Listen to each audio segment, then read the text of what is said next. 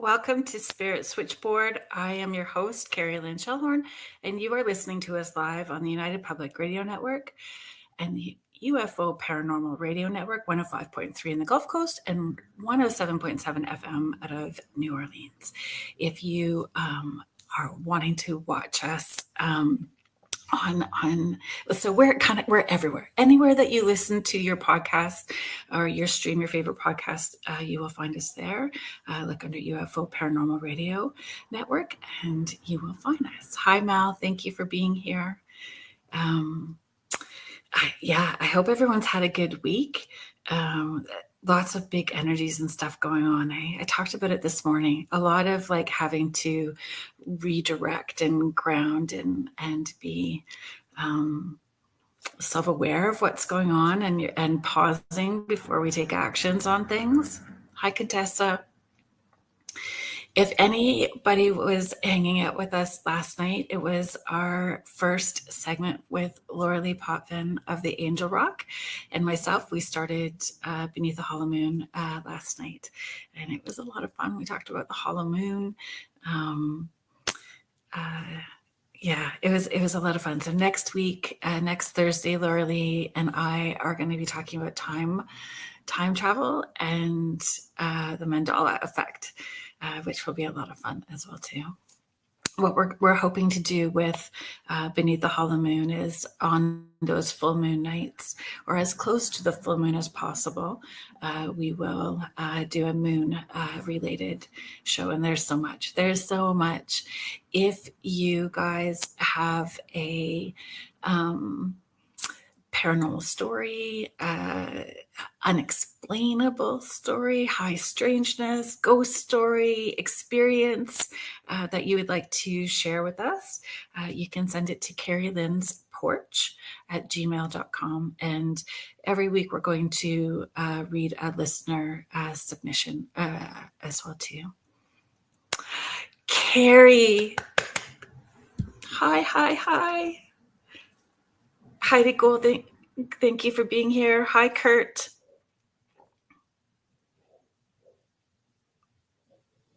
Hi, Jackie. I know we're all looking forward to our guest tonight. I was so grateful that the guest tonight agreed to come on and was comfortable with the way that I had wrote things up for today. And you know, when you meet people and you just jive right away, that's how I felt with this guest tonight. And we have a mutual friend that connected us, and hopefully that mutual friend is going to show up in the chat, and we'll be able to pull her into the conversation as well too. So my guest tonight is intuitive paranormal investigator Victoria Cheeseman of Astral Light Paranormal. Hey everyone. How you doing? Good. Happy to be here. Well, we're both in Ontario. You're a little closer. You're in Kemptville, a little closer to Ottawa. Yeah. And I'm in Guelph, just outside of Toronto. Is it kind of gray and gloomy there today? Yeah, all day. Yeah, but the snow's gone, so it's all good. So, yay. My mom is in Sault Ste. Marie, and Sault Ste. Marie got like 20 feet of snow this winter. Oh my goodness. That's a like lot. The air. It's disgusting. My in-laws, it's still snowing there. They're in Gander, Newfoundland, and they were still getting snow. So well, I think like Sault Ste. Marie too, like is Newfoundland the same way? Like probably up into the first week of May, the potential is there for snow. You don't count spring until like the May long weekend. You don't know what you're gonna get. Yeah.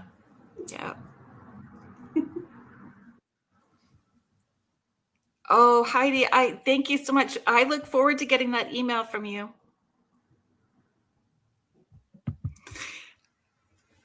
Okay. I on social media, I was seeing Astral Light Paranormal coming up here and there. And so you were kind of on my radar where I was going to reach out to have you on as a guest. And then the way that the universe just worked, we connected beforehand And it was Yes, magical. it was. It was in the cards. It was. I so love it. I so love it. There. We were waiting, Kim. So Kim Sage is how we connected. Kim Sage is a brilliant medium. She has been a guest a number of times on the show. We all love Kim Sage, and if you guys are interested in watching or listening to that archive show, you can anywhere. Spirit Switchboard on YouTube or the UPRN talkradio.com has all of our archived shows as well too. So thank you, Kim, for connecting us. We were talking about being sensitive. Can you talk about, were you sensitive as a kid as well too? Did you have experiences with the paranormal when you were younger? I would think back, and I would say more of past lives, remembering those, Really? um, like certain dreams I've had, certain visions I've had since I was about, I'd say about 3 or 4. I remember telling my parents about them, and I never experienced. Like I have two, and I've never experienced them in my life. Like it was never part of my life, but it Right. was like ingrained into my life. I don't know how, and I've had these dreams all the way up still. Like I still do, like these visions, I guess you would say, and I still I could draw it out just as plain as day still. So I don't know if that's where it started. As far as with spirit, not as much when I was younger. And my daughter, she sort of started the same thing. Hers started with past lives things too when she was younger. And then it worked into where she was like kind of could see spirits too. And then Right. mine developed as hers developed. So that's super interesting. Developed or remembered. Like I have four kiddos, adults. I have 4 adult children, and I 2 of the 4 had past life memories as well too. Oh, When they were okay. very small, like 2, 3, 4, talking about past life stuff, and then connecting like with seeing spirits after. Yes. I've always avoided past life conversations. Yeah. So, but had to look at it because my kids were having those conversations and being able to support them. But it really triggered for me that I needed to step up in taking ownership of who I was emotionally, spiritually, and intuitively to be able to support them. So, Yes. how did your parents look at those conversations of you having those I, I memories? don't I don't really know if they knew really at that time. Because it was like I always explained, and I'm like, I don't know where this is coming from. I've never seen it. Um, and they were both not bad situations, but more of like disaster themed situations. Uh, Um, and I don't think they really knew how to explain it. So when like my daughter, she's 22 now. When Maria had them when she was younger, I kind of, I guess, could relate to her to be like yeah, hers also not good experiences. Um, but I found like I was able to relate to her a little more where I've had that. So I kind of just, yeah. talked her through it the best I could. And she's like I said, been able to see spirit. She's had family members family members from her past life visit her in this life, which I'm like, wow. So I have one kiddo that had all kinds of stuff like that I would question. What were you thinking when you chose me? What were you thinking? Like, how do I don't know how to support. I'm just going to hold space, Yeah. hope somebody plops the right words into my mouth Yep. Yep. so I don't mess up. And yeah, yeah. Yeah, and It's wild. she knew who they It's were wild. too. And I was like, well, they probably just they wanted to come check on you, make sure everything's okay, you're doing good. And it was very like comforting to her. So she wasn't like creeped out or anything because she instantly knew who they were. And I was like, this is wild. This is like, but we were always like, they're coming to talk to you because maybe they're comfortable talking to you, or maybe it gives them some kind of comfort because she's been doing this since she was probably, I would say, about 5. Do you feel it helped her feel empowered in knowing or learning and discerning whose energy is whose? This is my stuff. I need to, do this She in order to be okay, and this is your stuff. Did She eventually, it was really hard on her for a while. So she eventually kind of she blocked it. She put up those blockers, and right? because it was causing her a lot of issues. And so yeah, she was, and just other spirits as well. We lived in my husband's retired military, so we lived on the base. Couple Right. houses there. So my kids were base kids too. My daughter was born in Gagetown. Oh, we were between Ottawa and Kingston. Gotcha.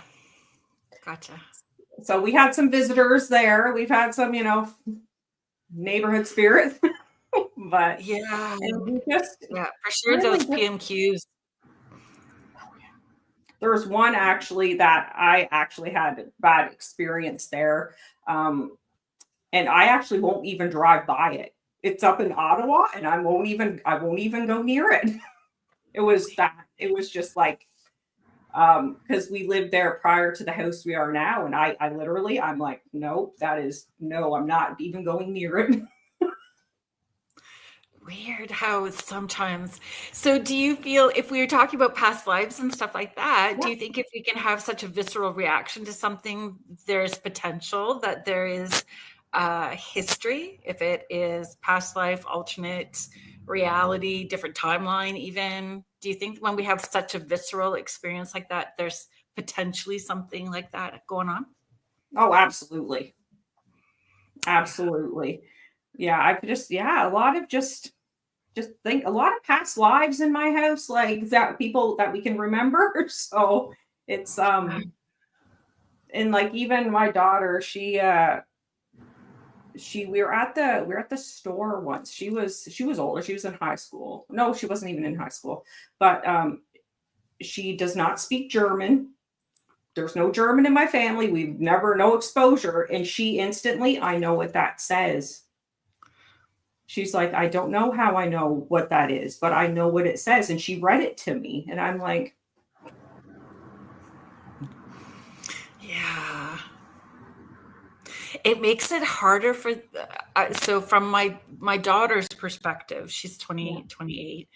From my daughter's perspective, it has been challenging uh, to connect with other people because the conversations that we have in our home, because we need it to be our sanctuary. When we are yeah, extra sensitive, our home needs to be our yeah, sanctuary. And so it's real conversations, connecting boundaries, yeah, energetically making sure our space is good. So she yeah, found sometimes, like she'll say sometimes it was a hindrance because not everybody else outside of the house can have those kind of conversations. So she finds, not that it's peopling is hard energetically as it is, and then peopling with people who are sleepwalking make it that much more challenging. yes, yes, yes. Yes, and yes. Yeah, absolutely. Yeah, in my house, yeah, we're because our team is my husband and my daughter, and but yeah, we always say, yeah, we're the weird ones. It's okay. Oh, I think, weird folks unite. I think it's That it's is it's true. great. Absolutely. Did she have when my kids are small? Some people that have followed me for a while may have heard this story, but when I think she was in grade 4. When she was in grade 4, the elementary school that she was at, was on one corner at a crossroads. And then the other 3 sections of the crossroads were cemeteries. So a children's section, a mausoleum section, and then like the regular section. And she was like, Mom, they harass me in the bathroom. They these spirits are talking to you all the time. And I'm like, you got to tell them that you are there just for school. You're not there. If they need support or help, that we'll make a date with them on Saturday at, in the morning. So did you find, that it followed her outside of home, or they would connect with her outside of the home when you were out like that? Yeah, I do. Although her favorite place to be is a cemetery. Don't Me too. Mine too. we do go to them a lot. Guilty. Oh, I don't even feel guilty about it. I just do. I make no bones about it. I love walking around the cemeteries. Yeah. It's peaceful. They feel like a park sometimes. There's so many beautiful ones. There's just a lot. That's what we did all Easter weekend, every day. Amazing. And there's a lot of beautiful ones near you, and really old cemeteries near you. Absolutely.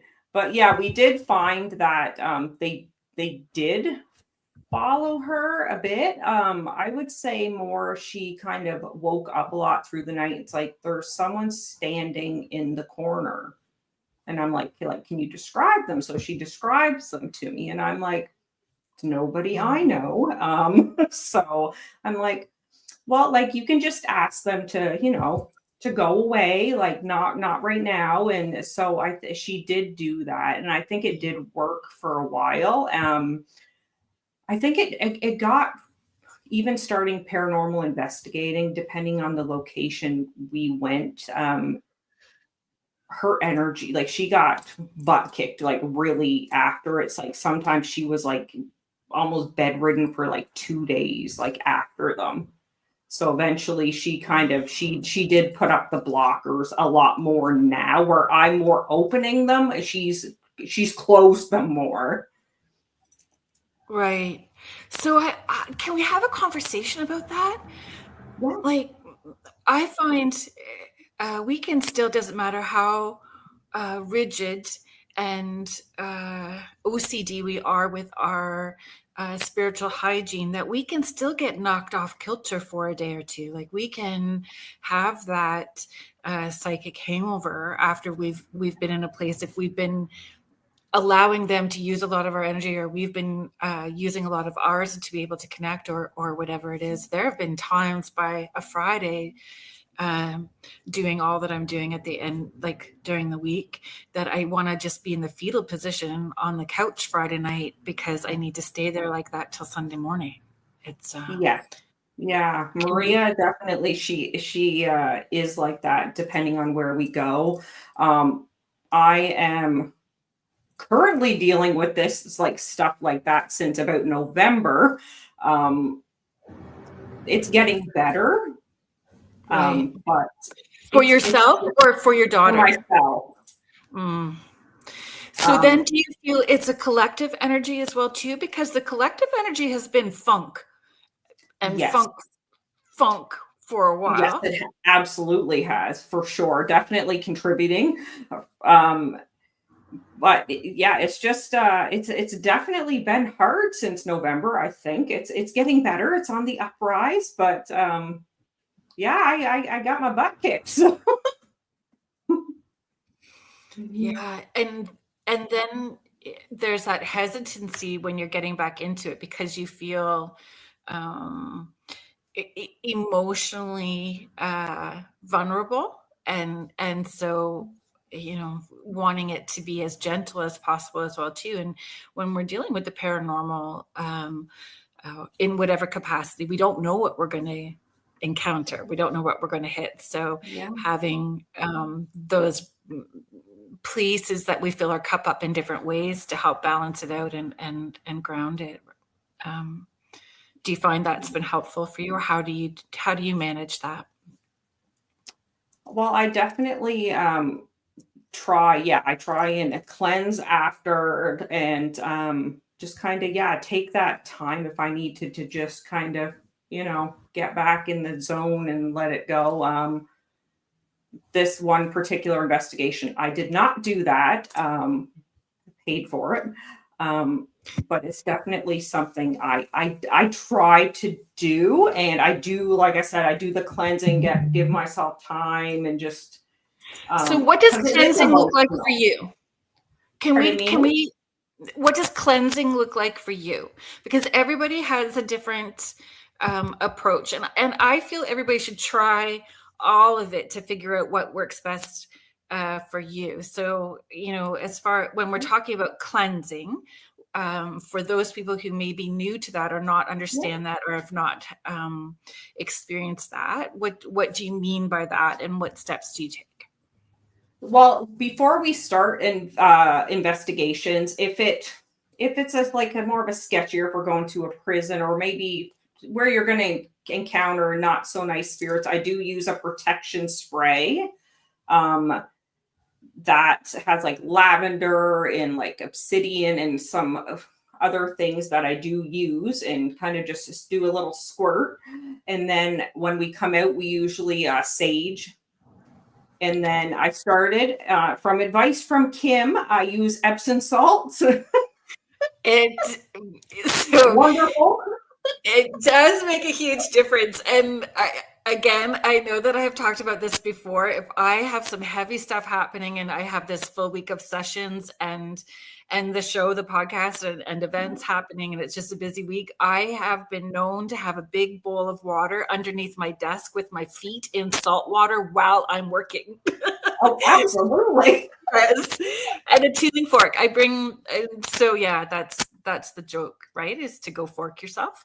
And so the tuning fork, I have a tuning fork that I keep in my desk drawer and one in my purse. But having the liquid energy spray or the liquid energy cleanse, and there's lots of people that do that. So again, it's about intention. So any of those things, it's letting that know what you're needing it to do for you. Yes. And like I said, I'm usually very good at that. Obviously I slip now and again. And but I definitely make a better conscious effort to make sure that I do that, and kind of more just come home and kind of like just shut it out of my house, because I am guilty. I set up equipment in my house all the time, guilty.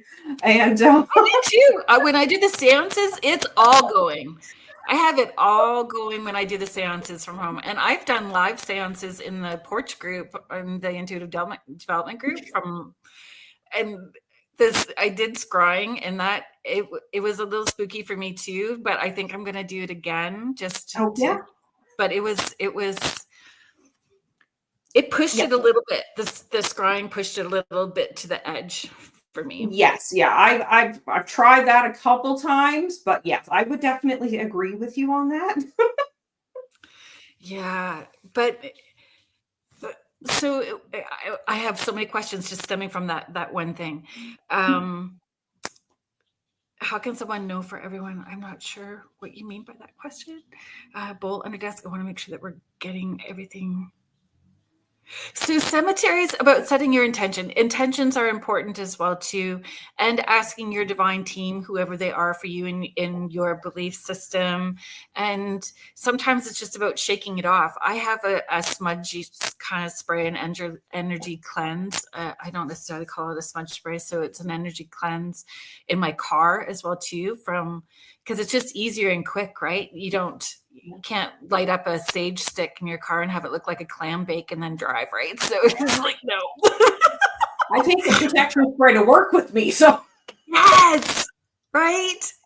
and everybody at work's like, "You have the spray?" Yeah. Yes, back off. So we go around the office.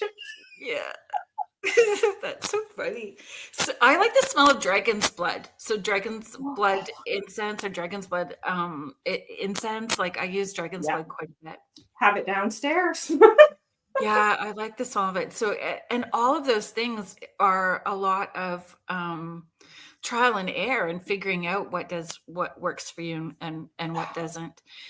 So the two places where my squirrel brain went was intention and equipment. So let's start with intention. Intention before we go places, intention when we're doing an investigation, intention as a paranormal group, and how that affects your reputation. Can you talk about Yes. So intention? we always explain to the clients that we go in, we do not provoke. We go in, we introduce ourselves. I kind of have my little blurb that I say it when I go in. It's like we go in, I introduce myself. We're like, we're here with respect for you, respect for this place. If we're in a museum, we do a lot of museums. We respect for the artifacts that are here in the land. We are just here to hear your story if you're willing to share. If not, that is okay. But if you are willing to communicate with us, we would be more than happy to speak with you and pass along any messages that you have. It's kind of like our blurb when we go in.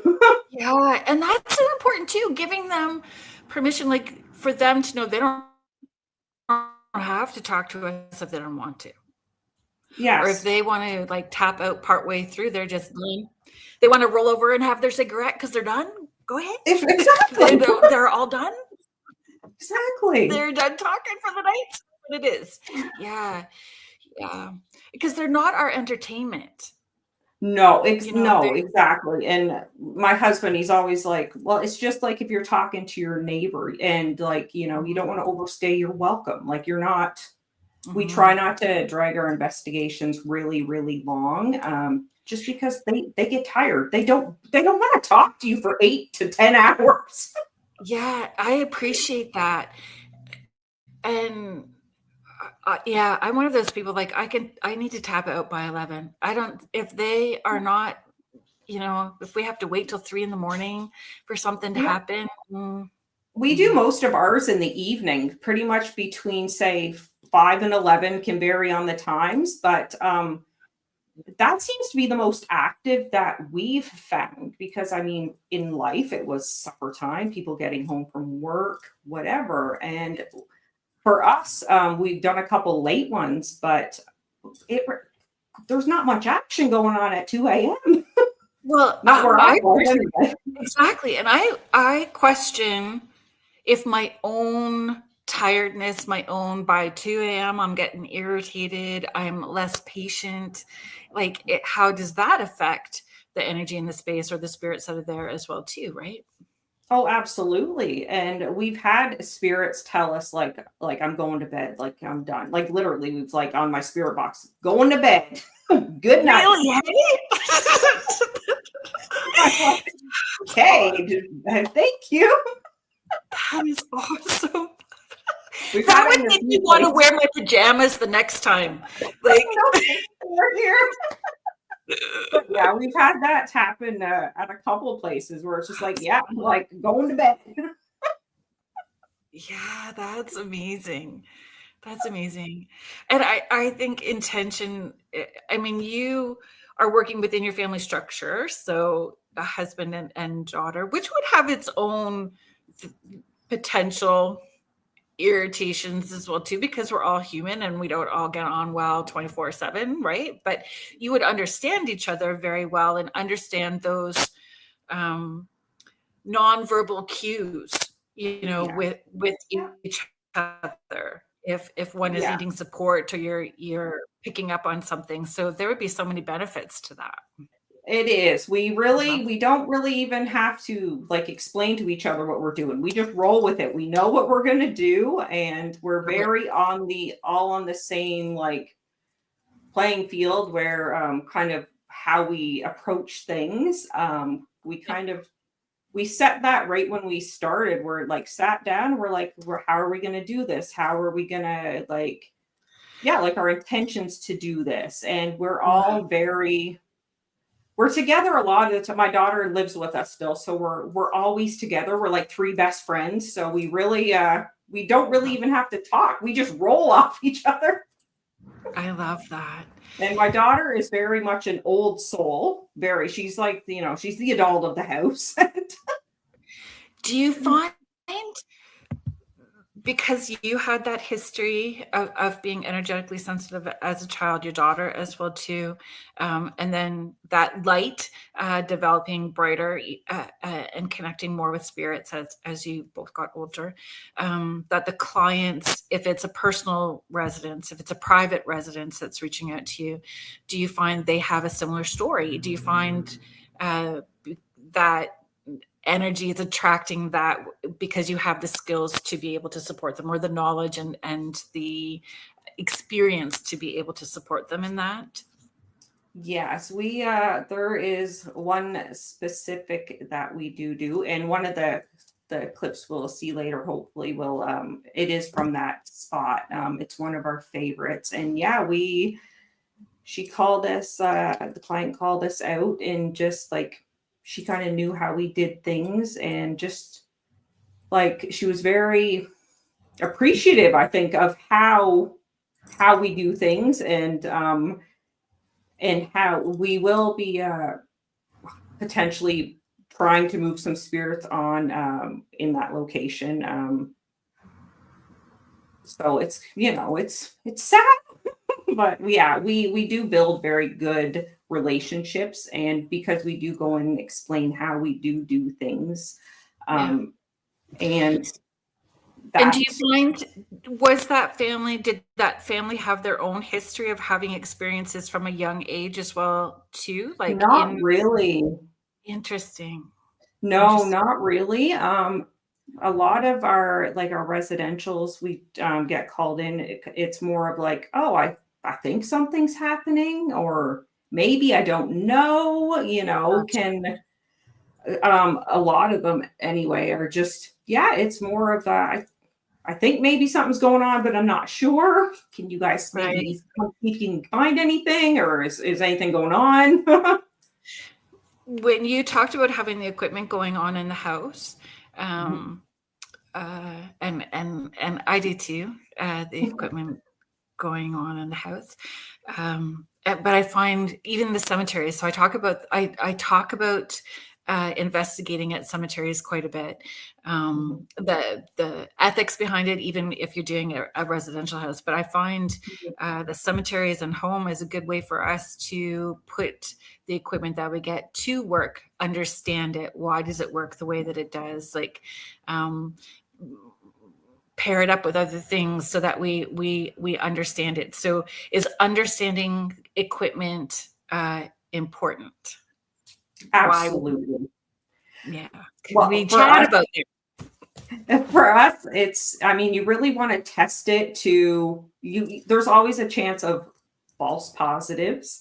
But you want to go through and know how the equipment works, to debunk anything. And why it works. Exactly. So yeah, we definitely do test our equipment out in our house often.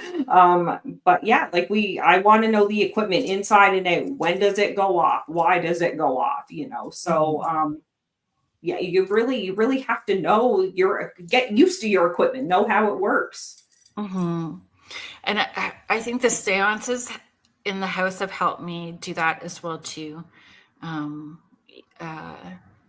Pushing it to and using it consistently, and not just when I'm by myself in the house, right? Being able to interact with it with other people. Yeah, I usually have it set up. I usually keep some down in the living room on the end table. So I'm like, oh, it's evening time. They all know, my husband and daughter knows, evening time, I'm setting up stuff. Oh, that's interesting. The last few times that we've done the seance, and I don't know why I didn't think of things. And this is why it's important to continue to try and do different things, because you learn more, right? So we have the two long LED tripwires, and I always just had them kind of coming towards the table. I never thought about joining them in a circle around the table as we were doing sounds. Like, what? Why did I not think of that before? Why did it take me 3 years to go, oh, that seems like a smart idea? I totally get it. Like, it's absolutely true. Yeah, we have the tripwire, and yeah, we do it with Maria. We put it in a circle, and we put her in. We're like, can you go stand in the middle? yeah. It's a constant learning curve, and being okay, like that in that transparency that we're learning as well too, right? Oh, absolutely. Jackie is just asking a question. Does the family that invites you to investigate stay involved in the investigation? Absolutely. All of the locations we go to, we do a lot of museums and residential, commercial. Um, we always ask and try and get them, the owners or the board members, if it's a museum, get them involved, explain the equipment to them, get them to we try to be, get them to interact as much as we can and as much as they're comfortable with doing. Usually they're all on board, and but yeah, no, absolutely. We always invite the family. Now, we like to kind of keep it to the people like either that work there, not like all friends and a whole bunch of people coming in. We like to kind of keep Right. it like smaller group. But yeah, absolutely. We always get them involved. And do you want to try this equipment, or this is how you use this? Do you want to give it a try? And Yeah. they love, most cases they love doing it and trying, and because they feel like, I guess, they're connecting too with the spirits that they live with. Right. Do you do a section of it without them? I'm just We thinking do. about evidence review, because tummy growls and they don't sound that off and timestamp it, Yes. like, Yes. because I don't know why that works, but you go quiet and then it's like, Yeah, we try to explain. We're like, okay, no whispering, like just talk loud. Like if you're gonna talk loud, talk loud.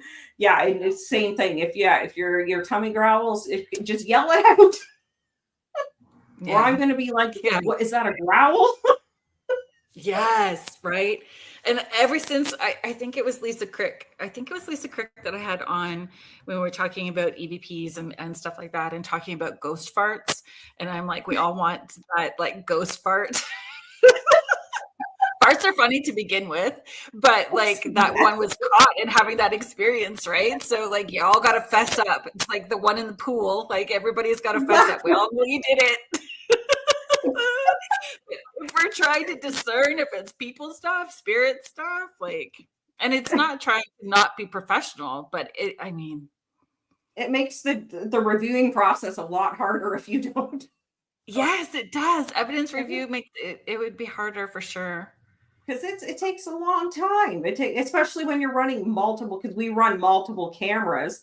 It takes a lot of time, and I'm usually the one that reviews it all, and then my Oh, husband puts it all together. But I'm usually the one that reviews it, because I can pick up things, I guess, easier than he can, like EVPs and stuff. So right, I right. listen to it, but like 30, 40 times. It's Yeah. hours of stuff. And it's without headphones and with headphones and And then boosting it, and then boosting. Yeah, that's interesting. So Jody, my friend Jody is here. So Jody McGrath, she is my paranormal investigative partner. So I call her the queen of EVPs. Like she catches some. She's got it happening for sure. I'm not.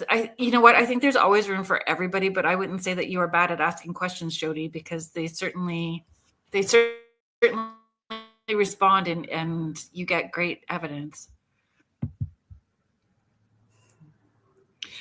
And I think educating, because people watch all of the social media, YouTube, uh, television shows. They've been part of our culture, our subculture for like over 20 years. So giving them the opportunity to try and experience and understand it is amazing.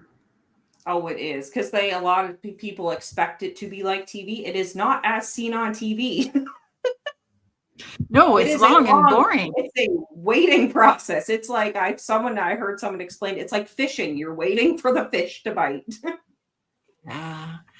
Yeah. But so as a sensitive for both you and your daughter, do you pick up information prior to? Do you allow yourselves to open up energetically?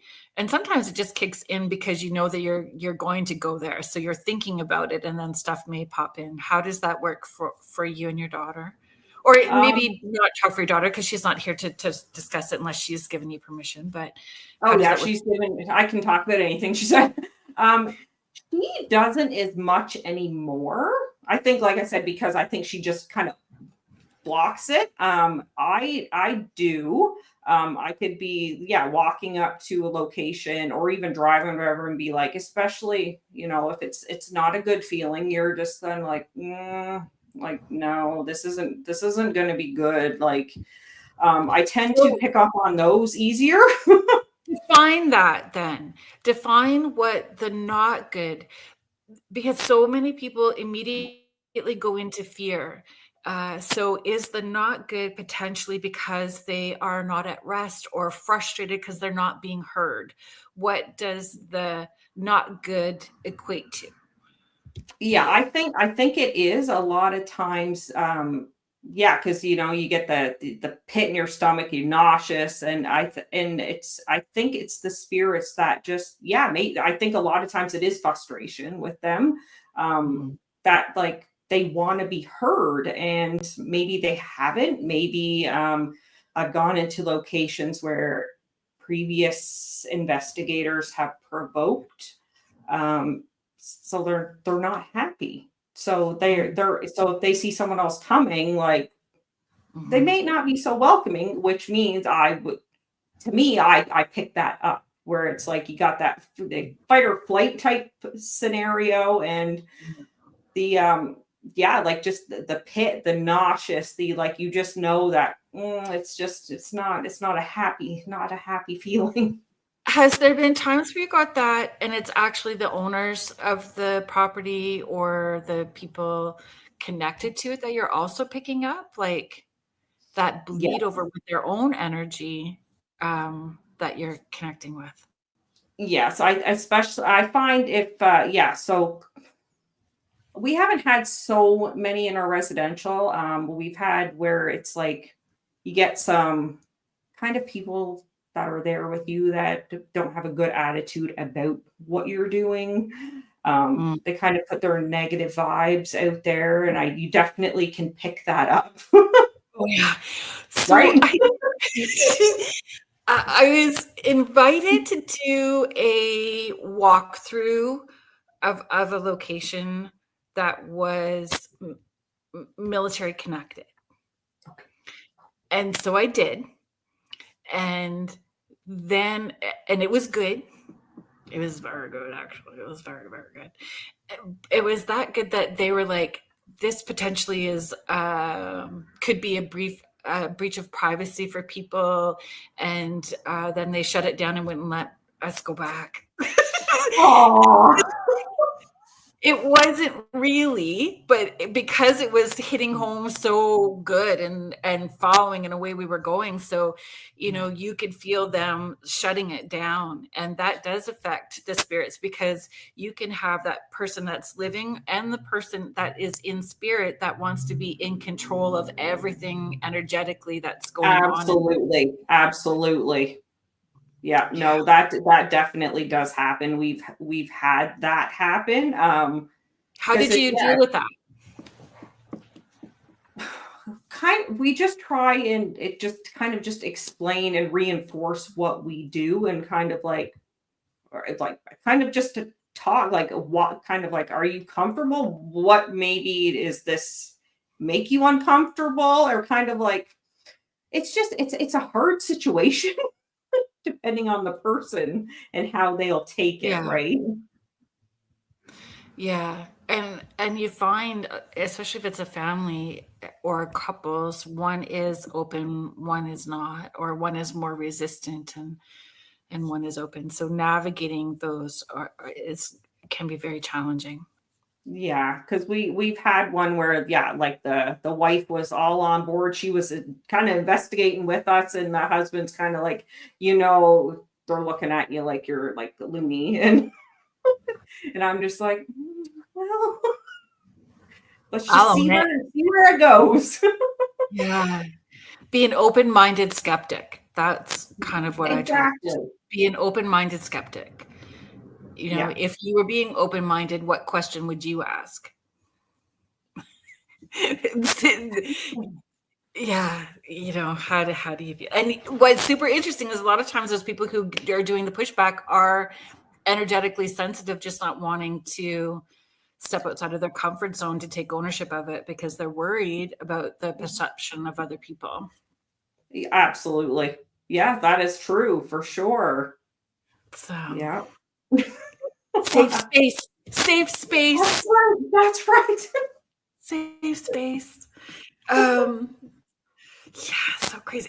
Sandy, did we answer that question? Did we get to that answer for you? I hope we did.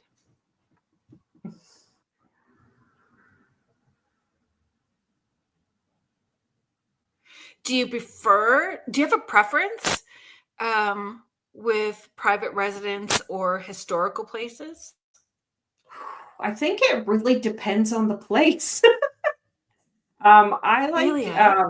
I like to do a lot of like we kind of do these kind of on our own, like War of 1812 sites up near us. I love doing. Um, and we do a theater quite often, Station Theater in Smiths Falls, very active, very active. Wait. Um, So and was it always a theater? Pardon me, Was it always a theater?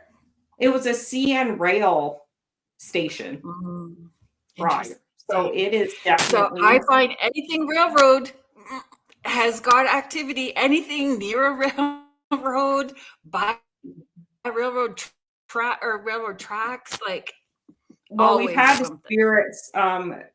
It was a spirit named Carolyn, and we're like, when did you get here? And she's like That's a trouble spirit right box there. from Estes, and she's like, right now. And I'm like, well, how did you get here? And she's like, the train. And I'm like, and then there was another one that was like, trains coming, and we're like, there's nothing, like, it's right outside the door. We'd hear it literally 2 minutes later, train goes by, and we're like, what? Interesting. I love that. That's Yeah, so amazing. that's a lot of stuff like that, and it's almost like rotating spirits there. Like there's the two that are always there, the resident spirits, a little girl named Faye, and an older like adult man named Carl. They're always there, but the other spirits like interchange all the time. Like there's always new ones. Yeah, it's like a highway for sure. It Railroad tracks is. are like a highway. It And rivers, absolutely is. like rivers or the water is as well too. Yeah, there's another location we go to, Delta. I don't know if anybody's been there. It's a little small place, but their old town hall we do frequently, and they kind of, yeah, they have rotating spirits too. They have the resident ones, but then there's always some new ones coming in. So Interesting. So, do you, when you are going to those places, like I love going back to the same places, especially the ones that we're really pulled to, right? Like yeah. that we have those connections. Um, you get to develop theories or understanding a little bit more. Do you find like I don't know. I don't, there's certain investigations where the intention is like data research. Then there are investigations where it's just about experience. Then there's investigations that are about supporting or helping uncover what's going on and supporting those people. So I find I kind of do all of that to fill my cup up. How do Yeah. you, does that make sense? Do you No, have thoughts about that, absolutely. your experiences? Our locations we do frequently are favorites. And I really think with us too, like you build a relationship with them. Like I feel like I'm going to visit my friends. Like, so yeah, find out like what happened, why they're there. Are you trapped there? Can you go? But it's yeah, I really like I wear my heart on my sleeve, so I get very I get attached to them. Like I care about them. They're like they become my extended family, and I treat them like they're my extended family because you Yeah. build that relationship with them. And I find I do that in most of our investigations because we are frequent flyers to certain ones. And but yeah, it's just you really just build the trust with them. Yeah. So that's like I go in and I want to know all about them. I want to know if they'll share with me their Yeah. story. And but yeah, it's really to me like to build that relationship and that trust with you, so they will trust you to share maybe more information with you. Right. And you can dig deeper. You can dig deeper with that. So Jody, if Jody is still in the chat, she knows exactly where I'm going to go with this. We have one location that we go to that we've brought very few people to because it is on the heavier side of places. And I wouldn't say that it's a favorite place, but it's a place that I want to keep going to because I feel like I'm a dog with a bone because I want to discover or uncover or unfold why that spirit is so freaking nasty. Like I want to understand why Yes. he's there. So it's not because I'm liking it. I'm just like a Yeah. dog with a bone at the moment. I have one of those too. And I have one of those places too. do you? Yeah. And I just get feisty too. Like if you're going to push me a bit, I'm going to figure you out and I'm going to push back just a wee bit. Yeah. Yeah. No, I have a place like that too. It's actually it's the Battle of the Windmill, just outside of Prescott. Um Battle site I don't know anything about it. 1838. Tell me all about it. 1838, the battle between, the British and the Americans. And but when you go there, it's in a lot of people that do go there, it's heavy. It's a small location. It's literally like a lighthouse now and like a little park, but not. But it's heavy. As soon as you walk in, it is heavy. And I find in places too, I'll go up, but then I'll get like a flash of a vision, and it's like Oh, kind of like a back then vision, I guess you would say. And right. this one place I can just see somebody, but he's like dripping with water. So it wasn't a soldier, so I don't know maybe if he drowned or what, but it's like it's a heavy vibe. But yeah, it scares me every time I go, but I keep going back. Yeah, we do. We keep going back as well too. And we know when to tap out because that energy definitely can make people feel very ill, very sick. Uh, tries to separate us as well too. Will try Yes. to lure people around and make us sick. And it was spitting out the D word really fast, like the first Yeah. time on all the devices everywhere. Demon, demon, demon, demon, demon. And we're like, we know you're not. You're just trying to Exactly. be, Yeah. like Trying to to get be us out. good. Yeah, mine So was I was standing there and I was doing Estes, so I was blindfolded, and my husband and daughter were kind of in front of me, and all of a sudden I feel like on my back, go all the way down my back, like a finger go down my back, and I'm like, oh, I'm out. I'm out. yeah. No, No, thank you. no, thanks. So Laura Lee was asking a question, and Sandy Kordick, who lived in Smith Falls, if I'm correct. So she has been to the theater that you were talking about. So they were wondering about how spirits see us from their perspective, like what we see, what they see. Has anyone ever in spirit responded to a question like that? If you've asked that question or said how we appear to them, has that come up? Well, we have at a residential. We asked because it's actually a family. that's there in spirit. And we asked, like, do you see what we see?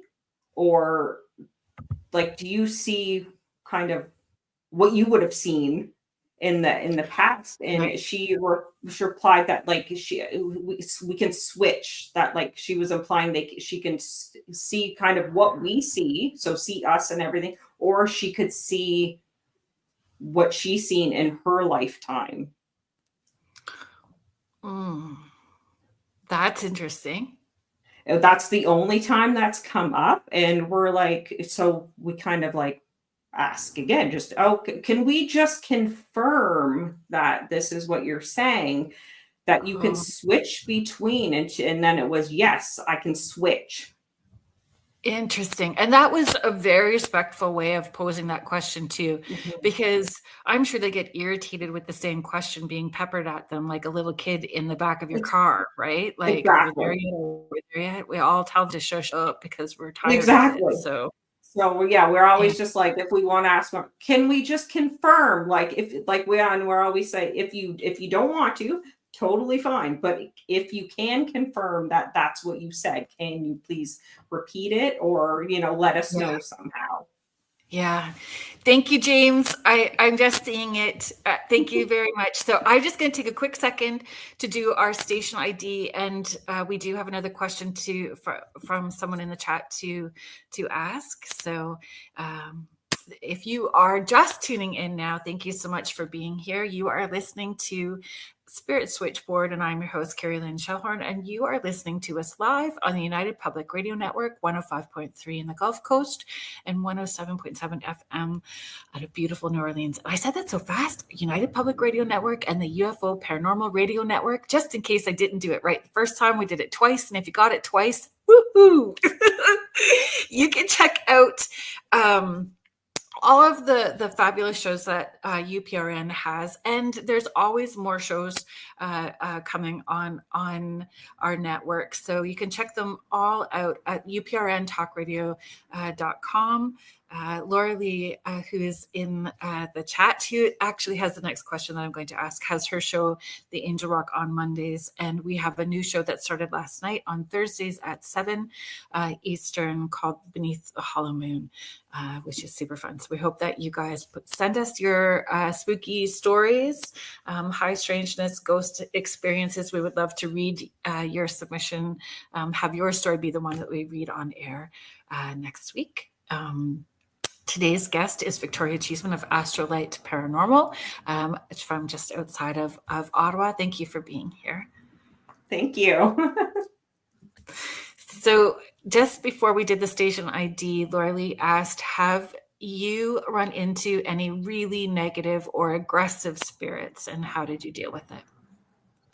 Yes, absolutely. So we don't that often. I'm going to say 90% of the time they are happy. They're, friendly.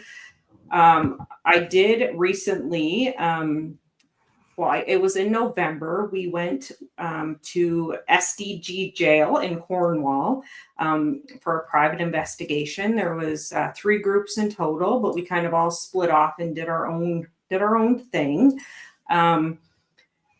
So we've done that jail quite a few times, and it's usually typical investigation, get some REM pod action, some spirit box, nothing out of the ordinary.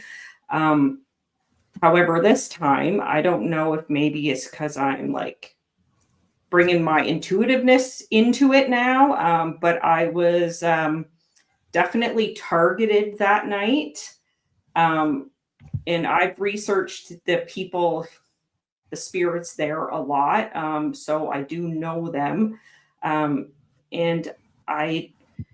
right off the bat, I was going down a hallway by myself, and I got really bad pain in my head. I do pick up a lot of pain at certain investigations.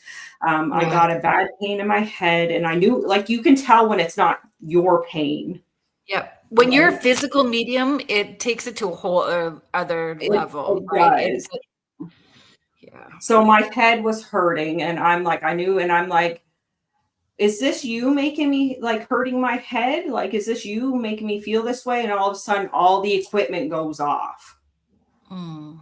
I'm like, okay, it's going to be this type of night. So, and then it just got worse after that. So do you like it or not like that? Because there's a bit of like, okay, that's validating. It's validating. This equipment is validating what I am getting. It is. It's Yeah. I was okay with that. I was okay. And then we were in another of the jail cells. And I was sitting there and I was getting ready to do Estes. So I was just getting the equipment out, and all of a sudden, massive pain in my chest. And then all of a sudden, tears just it was full on waterworks. And like I said, it wasn't me. I wasn't upset about anything.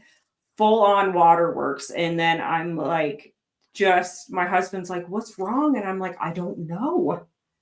So I got up and I left the room to kind of clear my head.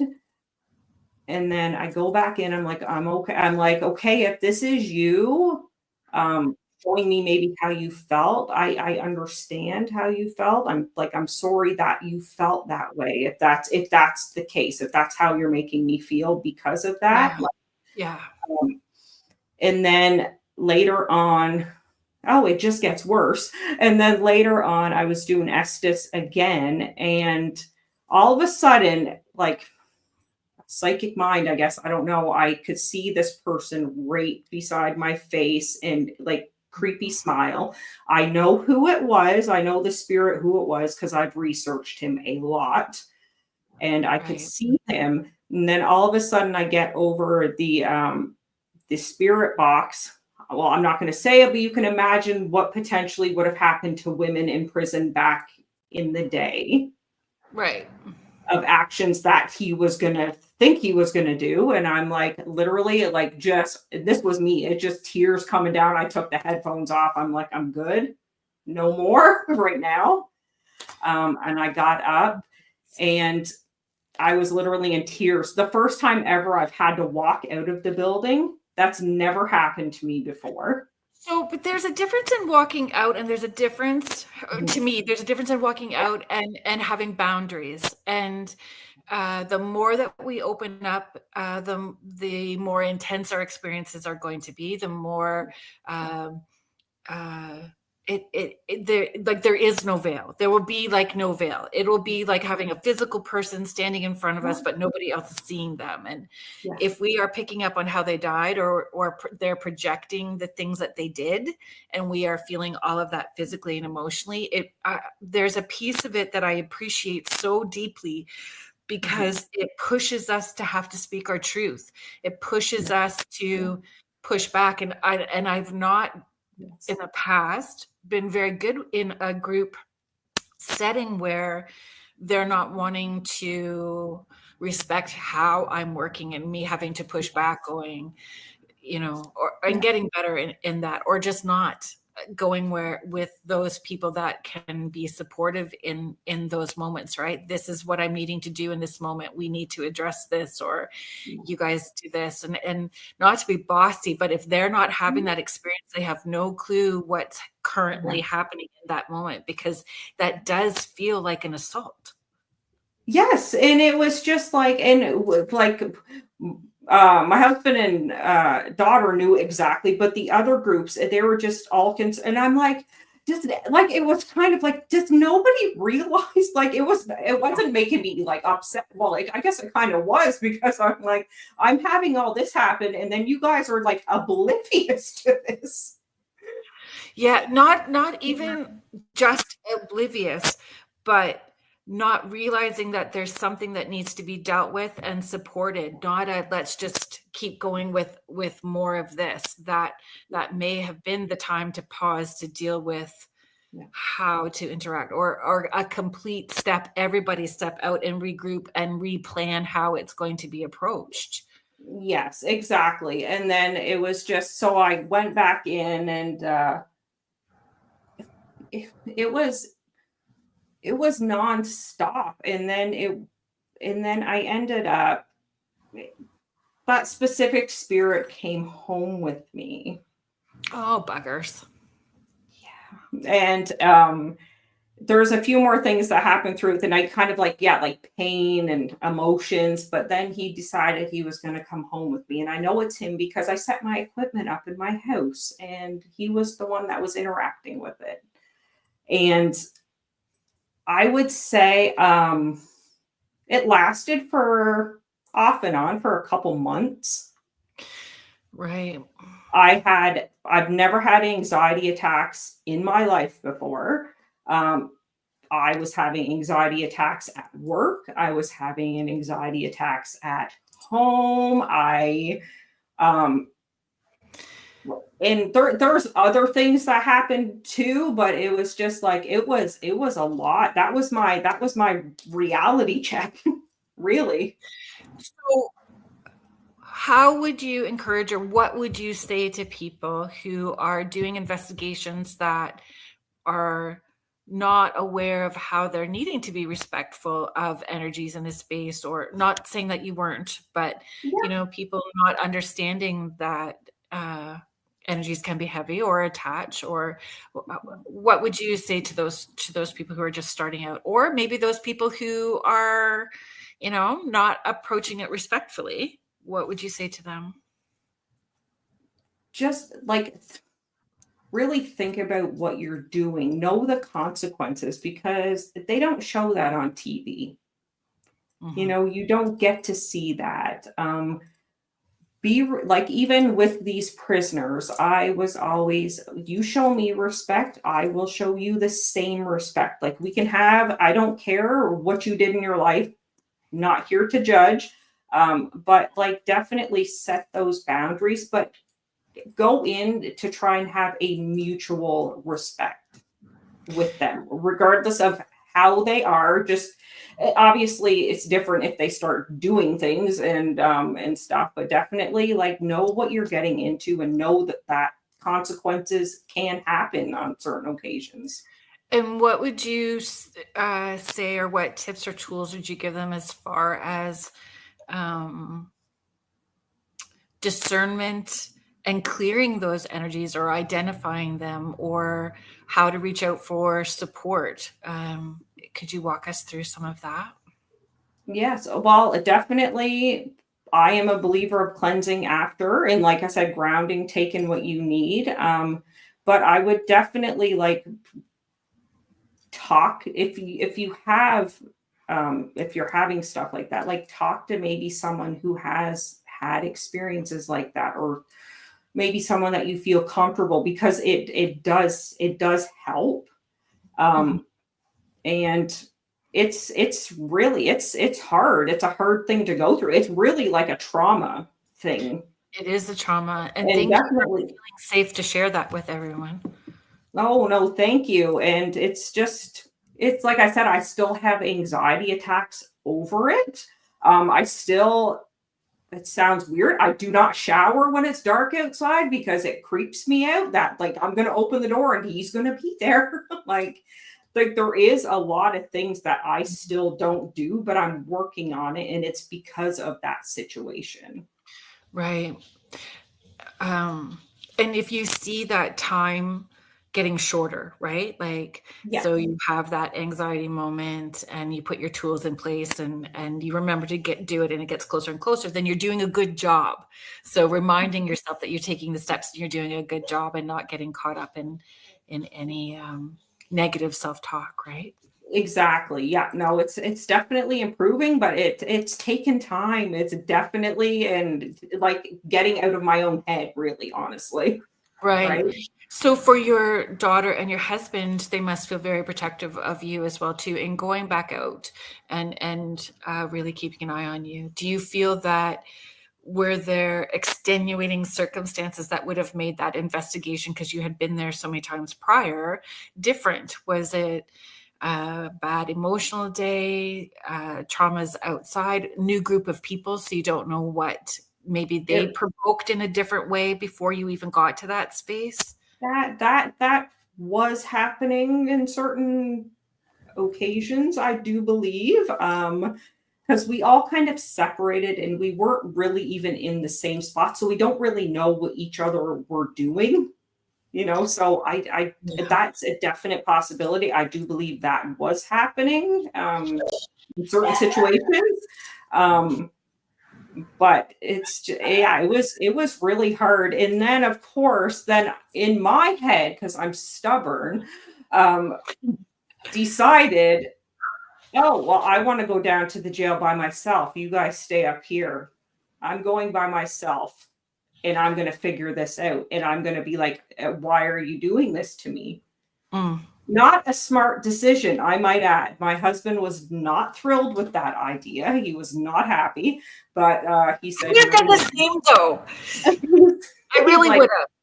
he's like, "You're gonna do what you want to do." So, Yeah. um, and I did. I went down, and they were nowhere near me. They wouldn't have been able to hear me if I would have screamed. And and I basically just went down like, I know it's you. Like, I'm not scared of you. Why are you trying to intimidate me, or why are you doing this? Like, I'm like, and I said again, like, I'm coming here to respect you. I want the same in return. And so I was down there for a little while, nothing, like, I don't know, like 15 minutes or whatever. But then I came up, and at the time I thought that, okay, I feel good. In hindsight, that was a terrible decision. And I know that. Would I Yeah. do it again? Absolutely not. So, but I feel that we all have to have one experience, not that we all have to have it, because hopefully we're educating people by sharing our experiences so that they don't have to have it. But for many of us, we need to have that one experience that really drives home why having intentions, clearing, grounding, knowing who we are working with, that we are all working in the same way with the same intention. Uh, why those things are so important. Yeah, and I had that one intense experience, not an attachment that happened continuously over months. And as Laura Lee is sharing, it's very isolating when someone hasn't been around experiences like you've shared, Victoria. It's very isolating, and that's what those spirits want too. That's true. It is, They because I want to remember isolate you. even like I was at work. Like, I work in a law firm, and I'm like tearing, and like the anxiety, and I'm just like, why like my husband, like said, and my daughter, they completely understand, but I'm like, why is nobody else getting this? Like, it really, like, kind of like Yeah, ticked me off that it's just like, it was like this life changing. And I'm like, it's just it can be like frustrating. Like, I've had this. Why don't you get it? I yeah, understand why, but at that time you're just like, yeah. you know, my heart's pouring out here, and like nobody's paying attention. Deb Morse had popped in and said hello. I'm not sure if she's still listening. Deb Morse is my dear friend, and a mentor, and a confidant, and I love her and adore her. And she was one of the people that I first met in a forum when I was really kind of stepping out and understanding and healing and taking ownership of my journey and stuff, like 20 years ago, or almost 20 years ago, 18 years ago. But she's a lawyer, former nurse. She's an intuitive, a medium as well too. And we've talked about this, like the movie. I don't know if a lot of people are not into horror movies at all, but The Sixth Sense, even though it was a horror movie, he, like, that character resonates, like when he's like, don't you see this, like, why isn't everybody seeing this? So Exactly. you close up, and that's what his character did. He closed up because nobody was seeing it, nobody was understanding it. And when we share certain things that we're getting, it's upsetting for the people around us. So then there's that push pull of how much do you share and how do you share it, because we can't always share in the intensity that we are receiving it. Yes, exactly. Yeah. No, Yeah. for sure. I love that movie too, Laura Lee. Every time I watch it, I sob. I'm like, I was that kid. Like, I was me. Like, you just get it. Yeah, you just get it. Especially when he was like talking about the spirits that were in the school that used to be the courthouse. That like, so I've had that experience where I'm seeing them and nobody else. And so you just, yeah. Do you find that you gaslight yourself sometimes? Do you know what I mean? Like talk yourself out of it? I did a lot at the beginning. Yeah, I think I did. Like, Not so much anymore, but but I I did before. definitely, yeah, definitely. Like I used like, okay, am I like losing it? Like, you know, like I did at the beginning for yeah, sure. So you sent 3 clips and just being mindful of our time. So I'm not sure yeah. how much. Let me just adjust things so I can get to them. I'm doing better. I didn't go into panic mode in that, oh dear, I'm about to share something. Let's see if I remember all the steps and how to do this. And I think that I think that I've got them loaded up 1, 2, and 3 in how they were sent. So I don't Okay. just I think I know. Yeah. so we can play them and then you can chat about them if you want to do it that Sounds like good. that. Absolutely. Okay. Oh, gold star sticker day for me. That went a little easier. Oh, there we go.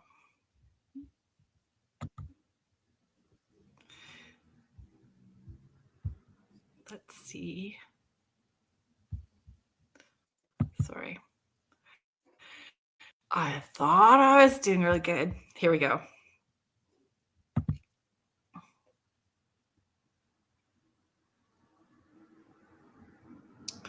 It's just being a little slow.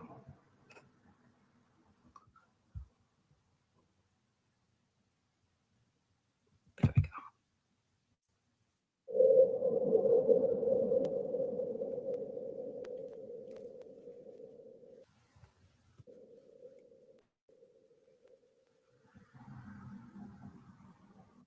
And you're going in, sarsaparilla. Sorry. See, too much to ask. Can you give us some story? I'm going to play it again. Or do you want to tell us the story about it? And then I will play it again. Okay, so that's at a private residential, a private commercial location. And that's the first time we ever got a voice in another language. Was really baffled at first. We're kind of like, I don't understand this. I'm like, okay, we're trying to go through the languages, and I'm like, maybe indigenous. So I did send that clip to Snipe, and they do believe it's an Algonquin Iroquois mix.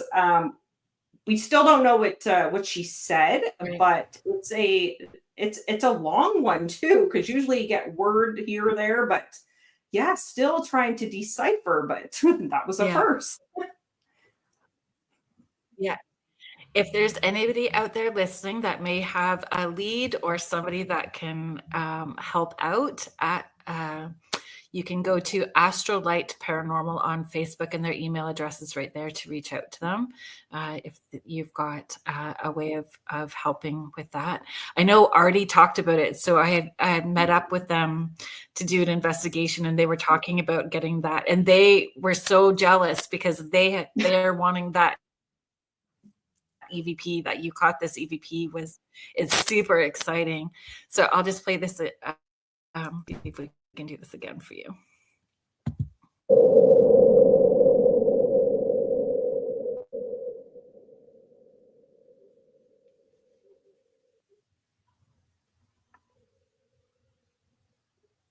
And you're going in, sarsaparilla. Sorry. See, too much to ask. And it sounds so emphatic, that first word, like it does. So that attention. was you can hear us at the first. We're in a different room, so it's 2 rooms. This building, that was in the back room. That was captured just off of our video camera. So we had a video camera set back Wow. up there, and we were in a completely different room. That's why you can kind of hear us at the beginning, but the voice in the camera was completely separate in a different room than we were.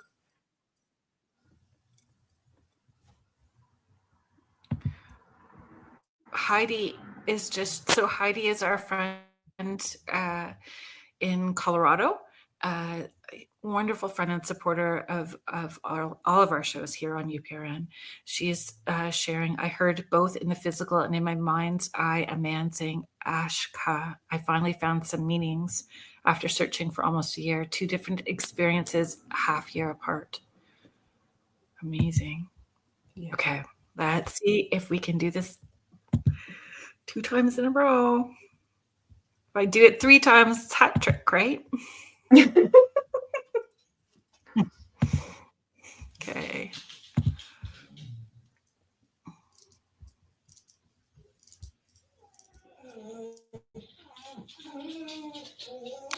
Oh, can you hear my poor dog? Oh, poor baby. Not happy. Not happy in the hallway currently. Oh, sorry, folks. I need to add it to the stage. I got all. There we go.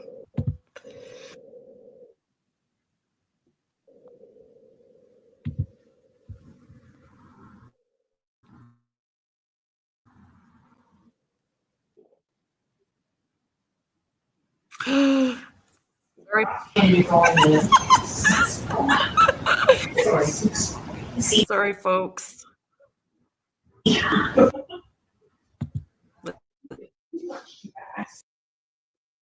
Let's see if we.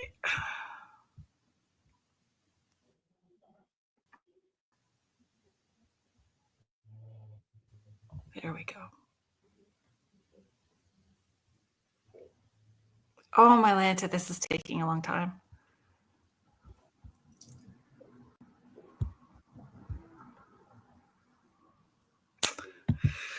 Alrighty, thanks for being patient.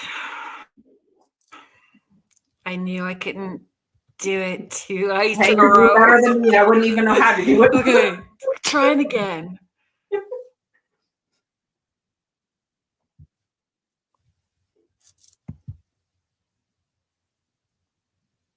Okay.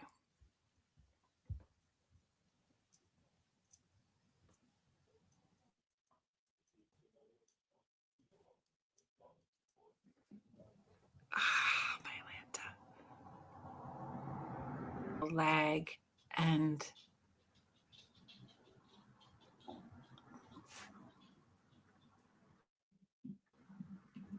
so I'm just needing to be patient while it does that.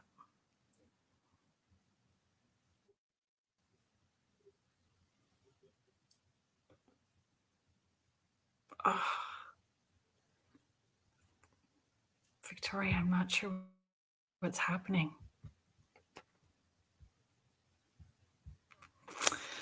It's just taking a long time to load. There we go.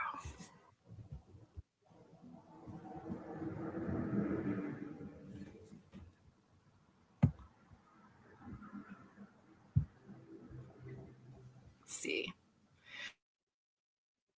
Hopefully I didn't do the same one again. I think that might be the same one. If we did, it's awesome. I don't know. Let's see.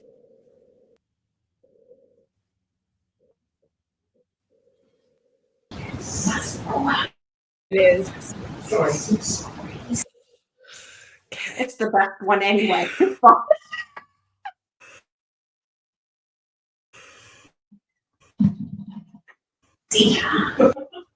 All right.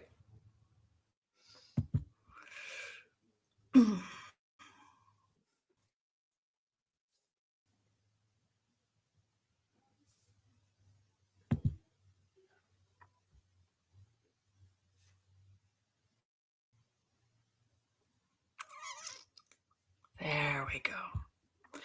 I just have to breathe and go slow. I think that it's okay. It's not about them not wanting it played, though that's a fun conversation. I think it is me being impatient.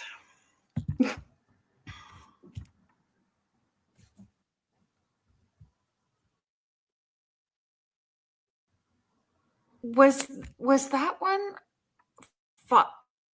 like number one? That was number It's one. Yeah. weird. I think the other ones have like an RMD in front of it.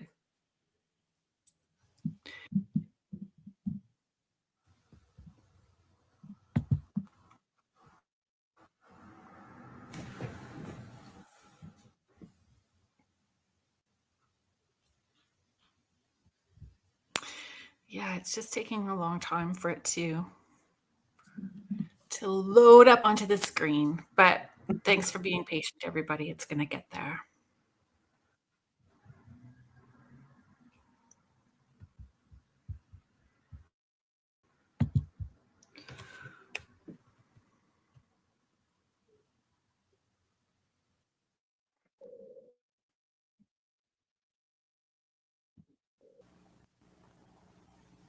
They're all up. Are they all upstairs? Would you like us to go upstairs?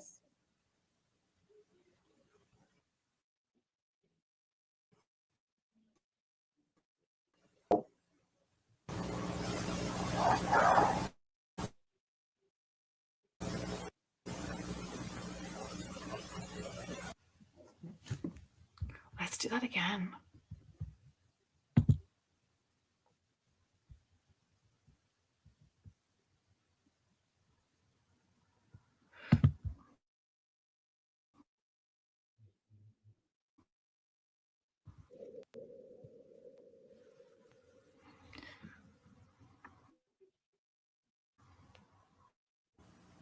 Are they all upstairs? Would you like us to go upstairs?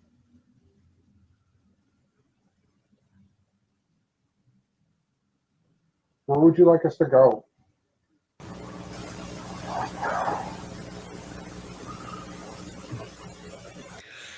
Don't go. When it's all breathy like that. I know.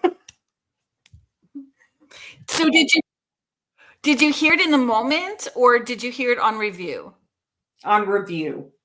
So that was at the Rideau District Museum in Westport. There is said to be 3 spirits there.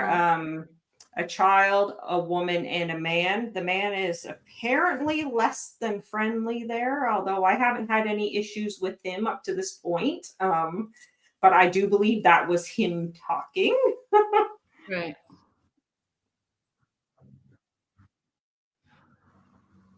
So do you hang on to, like, if you go to a location, like, I try to not focus when someone says we have 3 men, a child, and this, because I don't want my perception to just be focused and feed into that.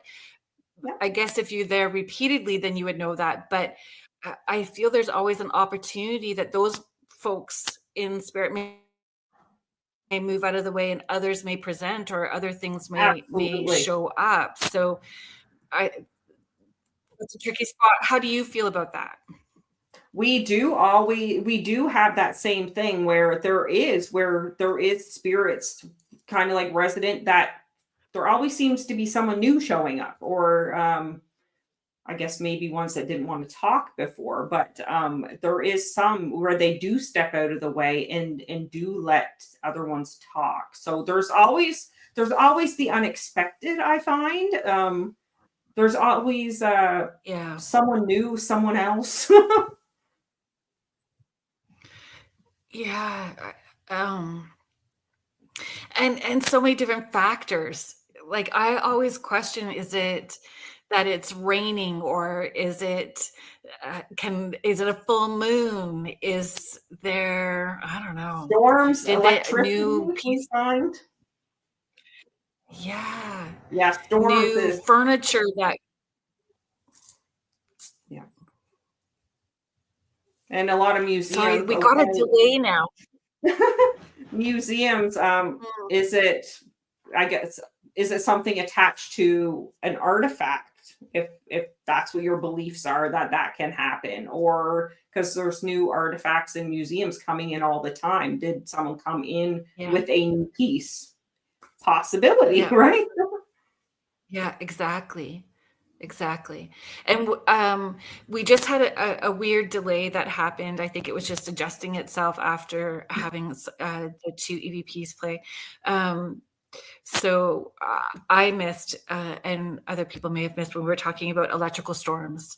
Yes, electrical storms, favorite time to investigate, because we do find that activity does pick up or more responsive, as opposed to like a sunny day or whatever. So yeah, definitely my favorite weather to investigate in is a stormy, lightning, the whole 9 yards. Yeah. Jody, if you're still in the chat, that's when it was raining. That's when we had one of those awful experiences with that nasty spirit that I'm determined to find out more about. Like, it's We all that have one.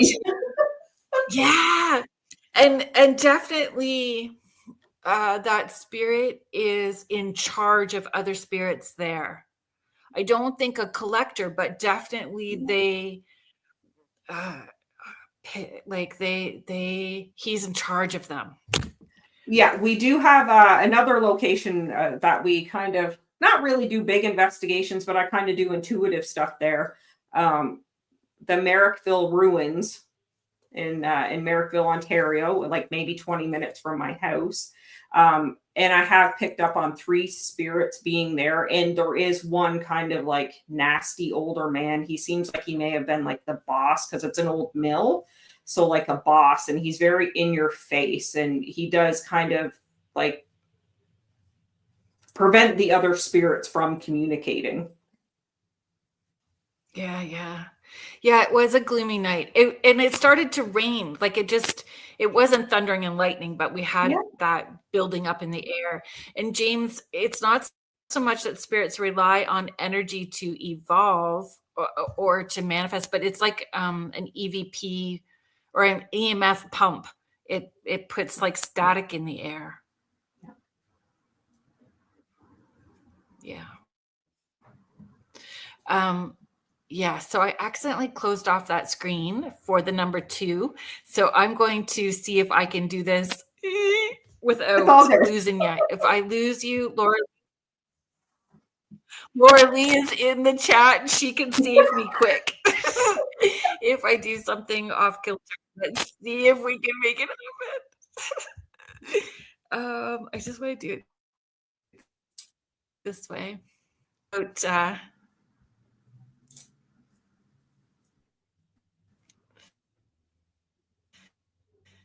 being brave.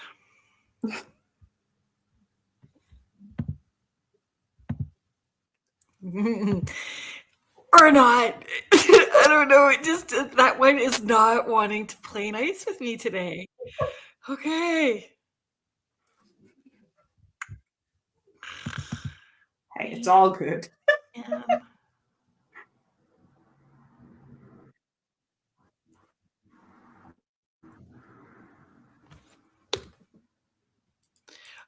Laura Lee is sharing, I think the spirits can use the energy of a storm to more easily the right one. Mm-hmm. And no. We're just going to keep trying again. Now I'm determined. The dog with a bone. That's what I am. We're going to close off all of those ones that were not right. And thanks, everybody, for hanging out. Heidi was sharing our energy or the Cheeseman and the paranormal events activity. I found that when the energies are unbalanced, activity increases, especially in EVP and telepathy. Have you found, do you follow the Cheeseman resonance and how that may affect an investigation? Like no solar storms and No, I haven't, but that's I'm Mm. interested. To be honest, yeah, that's a great idea, Heidi. I got it. I find, thank you, Lori. It just took me a second because that when I'm feeling off kilter, like insomnia, is it stress second? Is it sessions third? And then I go, oh, I should probably check to see if there's a bunch of solar flares. And then like the Schumann resonance is off the charts. And I'm like, oh, everybody's feeling this way now. Makes sense. Yeah. Mhm. When it's off the chart, if you are looking and it's when you're looking at the charts, when the Schumann resonance is so high, it blacks out. It doesn't even like register. It's so high that it can't even register. And then, everybody is not sleeping right, and everybody is getting lightheaded, nauseous, pressure headaches in the back of at the back of like occipital. Like everybody's kind of having that. Okay, Mm-hmm. I think I did it, Laura Lee. Thanks for being in the background. And I'm only gonna like press once and be patient while it's loading, and it feels like we're in dark ages. Feels like we're in dial-up mode.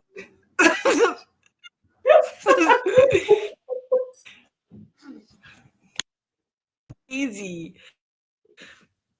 Okay. Let's see. Heidi's saying it was explained that it acts like a radio antenna, amplifying it. I absolutely am affected by the moon phases and the solar along with the Schumann activity. Mm-hmm. I could see that for sure. Oh, it's just running really slow for some reason. So earlier, because it was going slow, I hit it too many times and got it all I think that might be the first one. confused. But well, it's saying that it's the 0.2. So we were playing okay. 0.1 earlier. I don't know. Oh, okay. We're just gonna Just go with it. Yeah, try. absolutely. And if it's not, we're gonna play the fourth time because it's so good.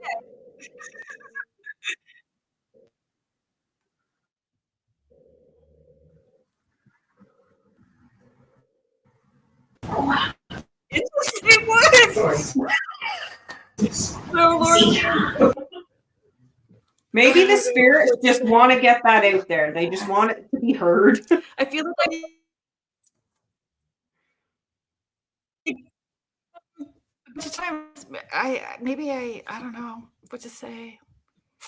I feel like I need to stand up and take a bow. Like, yeah. Maybe that, like I said, maybe the spirits just wanted that out there. She wanted that out there, or whoever, for it to be heard. Yeah. Yeah, I don't know. Laura Lee, if you can help me out, that would be great. I don't know. I thought I had clearly, I didn't. The one that says number 2. But that's where I'm feeling a bit frustrated because that is saying number 2. And you're going in. Sorry. See ya. Too much too fast.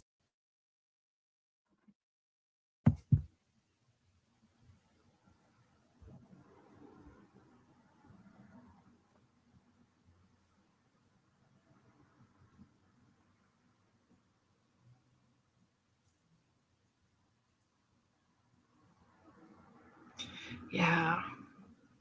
Thanks, Harley. But it's really like lagging.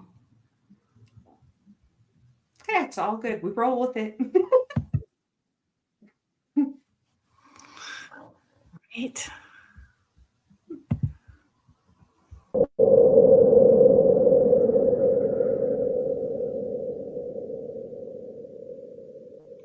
Do you have any investigations on the docket somewhere that you are waiting to go to, preparing to go to? We do. We're just waiting to finalize before we post it. We have a big investigation coming up on May 31st. It'll be at a new location that has only been investigated once, and it was like maybe like over a decade ago. So we got invited to investigate where we are going to. Do you think that would be helpful? Pardon me? Do you think that will be helpful or a hindrance? Like going into a newer-ish where it's not been investigated very much? Do you think that's a hindrance, or do you think that is a good thing?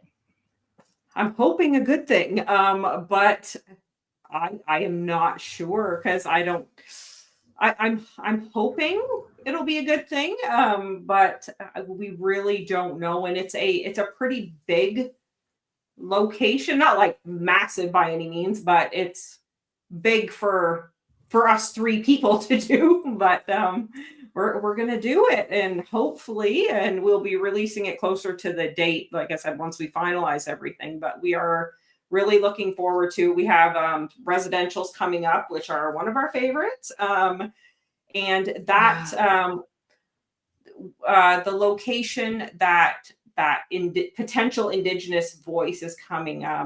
We will be doing our final one there. We are reviewing still footage from the last investigation. We got a lot more EVPs.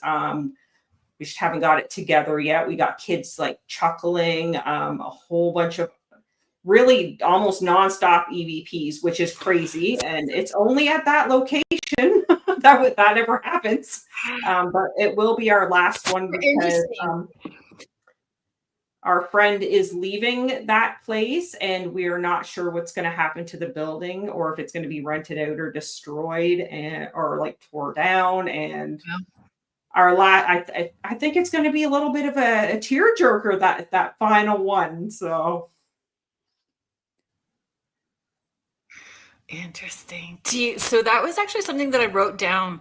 I mean, I wrote down lots of questions and didn't ask you one of the things that I wrote down. We totally went with the flow, which is fabulous because it's been a great conversation. I'm so grateful that you shared your time, energy, and space and stuff with me. We cannot get that second video to load. Laura Lee's having trouble too. It's the same one that just keeps coming up, even though like I know I labeled them. Yeah, but we cannot. It's that same one that keeps popping up. So I don't know. Laura Lee is having the same trouble. She said, like, I guess that EVP wants to be. I think so maybe there is somebody that's needing to hear it. So I think that's where it's going. Yeah. That's how I'm going to run with that. So one of the questions I was going to ask you was, would you rather hear a creepy children's laughter voice, or would you rather be growled at? What kind of EVP would you rather hear? What noise would you rather hear? A creepy child laughing or being growled? Ooh, both. I think it's sad to say I would probably be intrigued by the growl.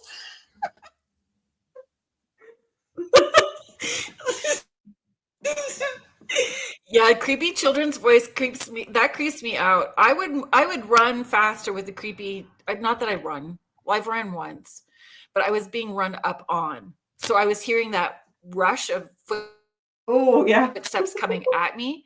That made me turn the other way, for sure. We ran the other way with that. But creepy kids' laughter. Yeah. We just like I said. I think that I would go towards the growl. Yeah, it's we got one like that, and like I said, that same location. We're just reviewing it now, and it is like that chuckle like that. And I'm like, oh.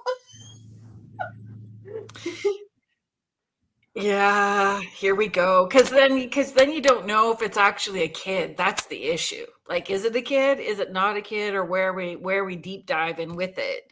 with a growl, then you kind of are more prepared. It doesn't throw you off kilter as much, right? True, absolutely. Laura Lee is saying, I'd rather take the kid laughter. I've heard too many personal experiences with growls. I've been growled at too, and I don't know.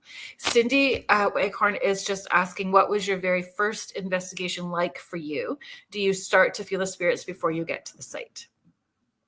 I am starting to pick up on them before we get to the site. First investigations by ourselves would be, oh gee, where was that? I would have to think about that. But yeah, no, That's okay. I would say, what was our, because we started doing public investigations first, and then we kind of branched off. I would actually say it was a witch store in Prescott was our first one, kind of by ourselves. Oh, that's interesting, right? Yeah, that's interesting. That would have its own energy as well too, right? An esoteric kind of store, and what they offer and the type of people that come to it and the location itself and the building. There's so many different factors that can affect It is, and it's an old building. It was old. Like I'm talking like 1850s, 1870s. So it had a lot of history, right? So you're not really sure what you're going to get, but it was all good. I love those places with a rich history. In the growl in your house with your own. Where can you share where people can find you? So if you present all of your information? Do you keep some of it back? Where can people connect to find that number 2 EVP evidence if it's out there? So that's on our Facebook site. I can't make it work for you tonight, and I'm sorry. Nope, that's okay. No, on our Facebook sites are main. We do have YouTube. However, there is the link on the Facebook site. We have been pretty lack with that. We have to kind of get a little updated on that, but everything we do list is on Facebook, or we'll say link to YouTube, and it will be there. But a lot of the YouTube stuff is our older stuff. We haven't got a lot of new stuff up there yet, but yeah, all of that is a job in itself. Like social media is its own job. It is, yes. I do all the social media, and my husband does all the editing stuff. Oh, that's a lot too. It's its own job. It's a lot of work. It is. We always say we have like 2 full-time jobs. I mean, you can go on the low end. It doesn't have to be super expensive, but once you get into it, it can be an expensive hobby. Not like you really have to be passionate about it to get into it because it affects your belief system, your perception of life, financially. It's a lot. It's a lot of commitment. It really is. It's a lot, but it's worth it. I agree. Thank you, Victoria. And maybe after the season, come back in the fall. If you are busy through the summer season doing investigations, maybe we could do a whole. We'll get Jody on here, and maybe we'll get Kim back on. We can have a round table about cemeteries. We can share our cemetery stuff. I know that we did one. I don't think we did. Yeah, it was last year. I think Jody and I talked about cemeteries last year. Jody caught this crazy photo. I don't know. We call it the demon dog. It looks like a demon dog at this Pioneer Cemetery. So, yeah, wow. I think we should do cemetery. We should do another cemetery segment for sure. Absolutely. Anyway. I appreciate you being here. Thank you so very much. Folks, please check out Astral Light Paranormal all of their social media. Thank you, everybody that was in the chat and participating with us tonight and asking questions and holding space and being patient with me while I was trying to navigate. I think that spirit just, kicked me in the rump. I thought I was going to get that hat trick gold star sticker, and I called it too soon. I'm just like the Toronto Maple Leafs. Got close to the finals and then died. True Canadian. Anyway. Thank you to the United Public Radio Network and the UFO Paranormal Radio Network, 105.3 and 107.7 FM out of beautiful New Orleans. Thank you, Joe Montaldo and Michelle DeRoche, for holding space and creating this network that we all call family. So next week I have Beverly Rhodes, folks. Oh, I am so excited about that. I popped off that, please, think about and consider coming onto the show. And she agreed right away. And then I was like, oh my gosh, did that just happen? That just happened, Beverly Rhodes. So if you don't know her, do a deep dive. She is fascinating. She is a remote viewer medium from, I believe, the UK, South Africa. I know that we had that. Yes, we're all excited about Beverly. And she has helped find abducted children, thousands of them. Just the work that she does is incredible. So, and if you find her video with her remote viewing into crystals and taking pictures of aliens within the crystals and the channeled messages that come through, fascinating stuff. So we have her coming next week. And then don't forget, she's got a show on YouTube and Sean Atwood's channel as well too. So that's my guest next week. Please join Laura Lee and I next Thursday. We're going to be talking about time travel and Mandela effect as well too. So have a great weekend, whatever you guys get up to, and I will see you again next week, Friday at 6 p.m. Eastern. Good night, everyone. Good night.